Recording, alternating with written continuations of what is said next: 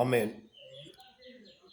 யோபு புஸ்தகத்தில் 22ஆம் அதிகாரத்தில் 23லேருந்து 28 வரையில் நம்ம வாசித்தோம்னா ரொம்ப அழகான வசனங்கள், நம்மளை ஆச்சரியப்படுத்தும் வசனங்கள்.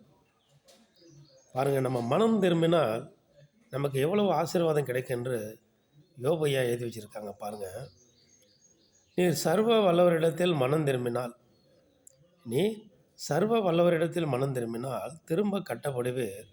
அக்கிரமத்தை உமது கூடாரத்திற்கு தூரமாக்குவீர். அப்பொழுது தோலைப் போல புண்ணையும் ஆற்று கற்களைப் போல ஓப்பேரின் தங்கத்தையும் சேர்த்து வைப்பீர். அப்பொழுது சர்வ வல்லவர் தாமே உமக்கு பசும் பொன்னும் உமக்கு சொக்க வெள்ளியுமாய் இருப்பார். அப்பொழுது சர்வ வல்லவர் மேல் மனமகிழ்ச்சியாயிருந்து தேவனுக்கு நேராக உம்முடைய முகத்தை ஏறெடுப்பீர். நீர் அவரை நோக்கி விண்ணப்பம் பண்ண அவர் உமக்கு செவி கொடுப்பார். அப்பொழுது நீர் உம்முடைய பொருத்தனைகளை செலுத்துவேர். நீர் ஒரு காரியத்தை நிர்ணயம் பண்ணினால் அது உமக்கு நிலைவரப்படும். உம்முடைய பாதைகளில் வெளிச்சம் பிரகாசிக்கும். பாருங்கள், மனம் திரும்பினா ஆற்று கற்களைப் போல பொன்னையும் வெள்ளியையும் நம்ம சேர்த்து கொள்வோம்னு சொல்லப்பட்டிருக்கு.